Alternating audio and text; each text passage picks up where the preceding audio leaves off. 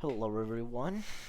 I just wanted to pop here and say some things. A few hours ago, I walked out of the theater, out of the cinema, after watching the Fantastic Four First Steps. I have the final trailer here and playing in the background as I speak. So I'll just play in the background as it speaks, but it's going to be muted with subtitles. So, I want to say some things about the film. First and foremost, the movie is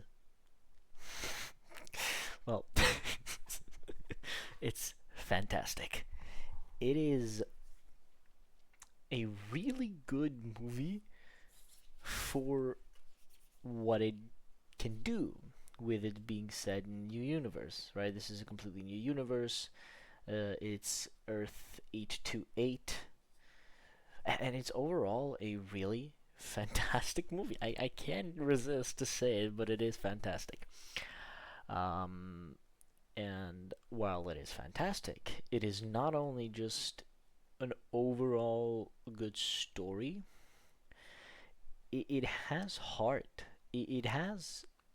This is people who know what they are doing.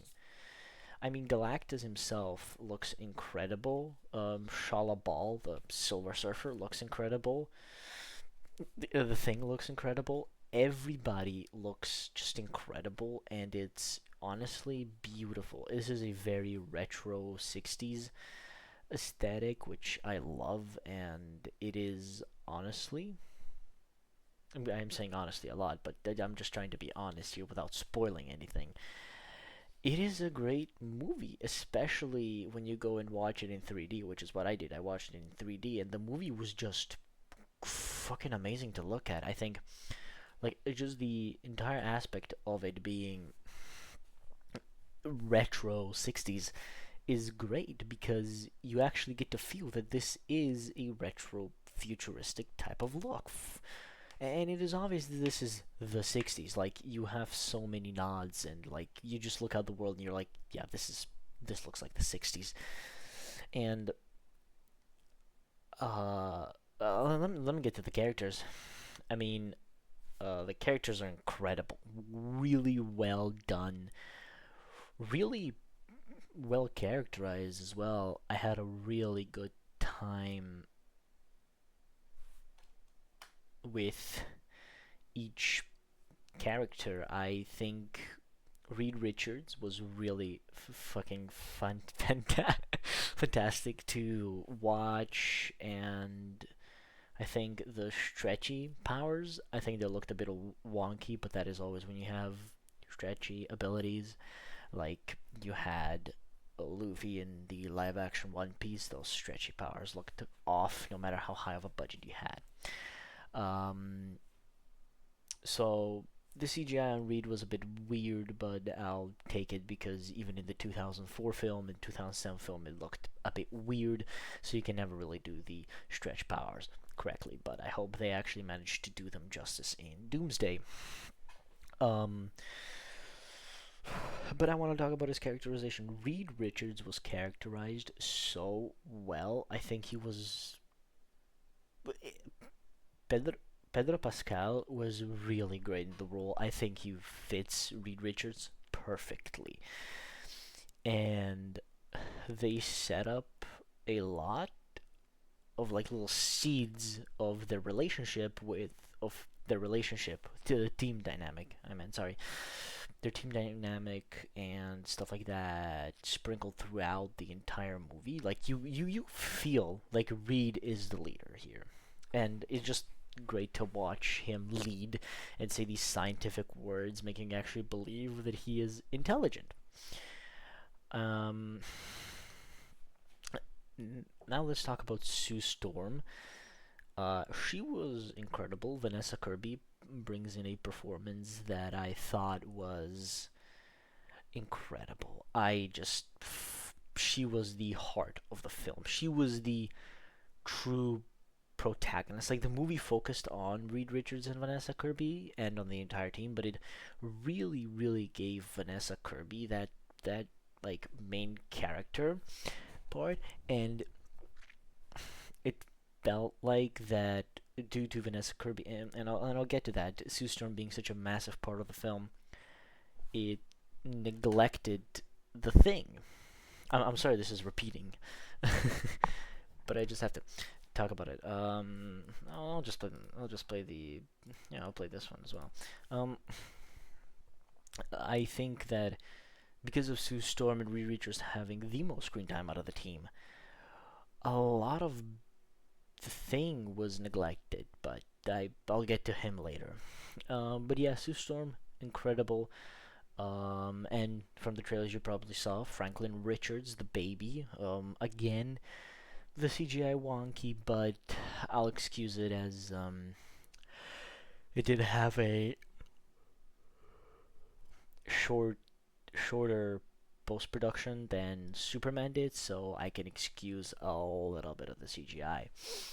Other than that, let's move on to Johnny Storm, who honestly he was just hot, like literally. Like dude was hot. Like can't deny, man. I went to see this with two friends, two girls, and the only thing that I could agree is that Johnny was hot. The Human Torch was hot. And I gotta say, and I'm gonna say this in this section with Johnny, I have a card, two of them actually, as in promotional material for the movie, which has Johnny Storm is Human Torch, and it has a pen and ink style Johnny Storm on it, and I got two because we got like five. No, four. We got four, and I got two because the Fantastic Four. We got four Johnny Storms. But yeah, I just want to mention that in the Johnny Storm section. He was my favorite character in the film, outside of Shala Ball and Galactus being the two most like pretty good developed. Johnny Storm here is the third most developed character in this film after Reed Richards and Storm. Like you get to feel that Johnny's really carefully developed here because he has moments in the film that just give you hints that he is a bit of a, you know, a cocky person, stuff like that, the regular Johnny stuff, but he also has a pretty big smart moment. There's a scene in the film where they get a message from somewhere, and it is in Shala Ball's language, the Silver Surfer's language. It is in her language, and with that, Johnny then starts to decode that message. When he interacts with her on the board, in which is in the trailer, he gets to speak with the Silver Surfer, and she gives him something, which ended up she reveals later on in the film to Johnny when he asks her, is a blessing. And Johnny then decodes a message that came from her planet, and I'm not going to get into spoilers what that message was. You just know that it was from her planet. That's all I'm going to give you. Second and third, Johnny is just fun to watch on screen. His and Ben's relationship is clear that they are like buddy as well, because they keep like teasing each other. Like, it is just really fun to watch. And they really sell you that Johnny and Sue Storm are siblings, that, you know, Vanessa Kirby and Joseph Quinn play their respective characters really well, and I love their dynamic on screen. Now, after that, we have the final member of the Fantastic Four, which is the Thing, played by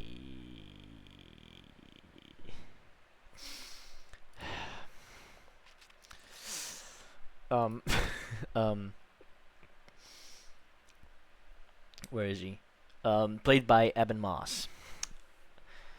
Eben Moss plays Ben Grimm, aka The Thing, and just does a fucking phenomenal job with what he is given, which is not much, sad to say. Other than that, yeah, fucking perfect. I think I think it was perfect. I think the whole overall of the characters is perfect. These actors that they picked for the main cast, perfect. I really enjoy them, but Eben Moss could have been given a lot more to do in the film. He has a lot to do, but I think just character development wise, should have been a lot more. Um, the but the dynamic between Ben and Reed is clear that these two are also best friends, and you can tell that they care for each other. That Reed holds a lot of guilt for feels guilt for Ben being this rock creature, and feels guilt about it, and that is set up in the film. And then because of Reed's calculations gone wrong, and then once they're in space and Reed says, Ben, trust me, and he instinctively then trusts Reed, and actually, like, Reed calculates perfectly and not getting them into trouble again and getting them lost in space forever. And that was a touching moment. But other than that, the main cast, good. Let's move on to the side characters and the main antagonist. Julia Gardner as Sue Storm. Sue Storm. Wait, what? I'm sorry. Ashala Ball, as in the Silver Surfer of this movie. Um, as in the Silver Surfer of this film. She was fantastic. She was also fantastic in this film.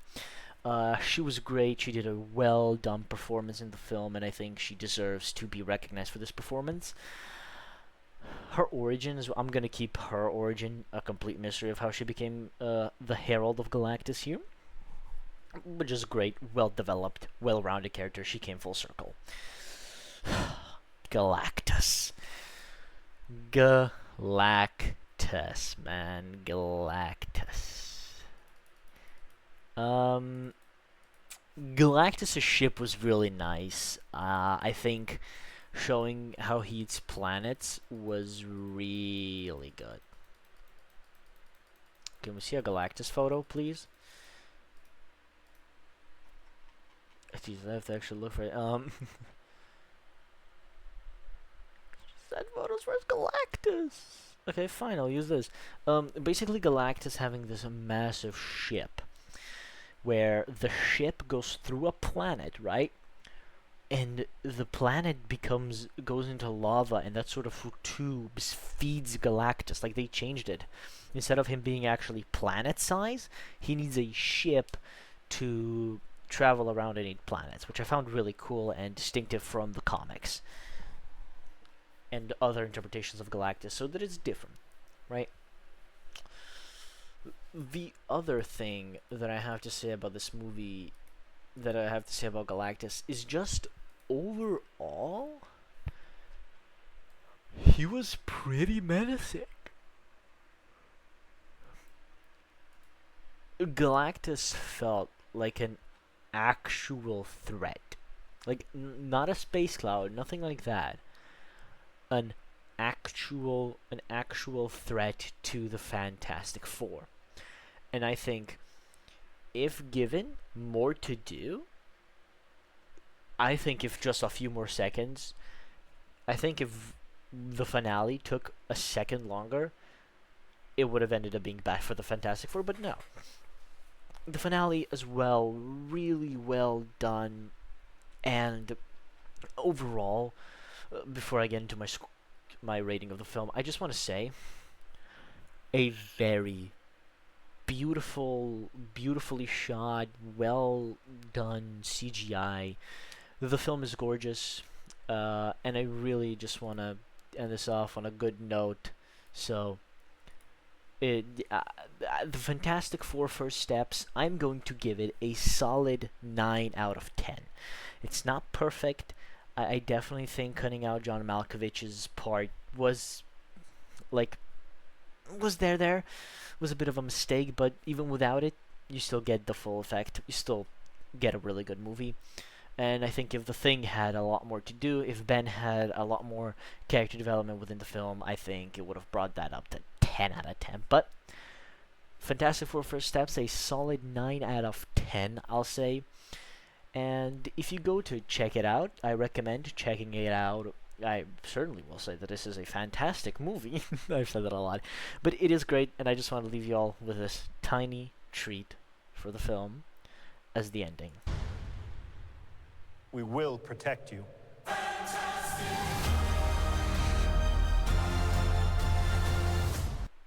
This is a very good movie, and I hope whenever we get to Doomsday, Avengers Doomsday, that the Doom. No spoilers for the post-credit scene, but that post-credit scene was very telling of the plot of Doomsday, and it's fucking awesome.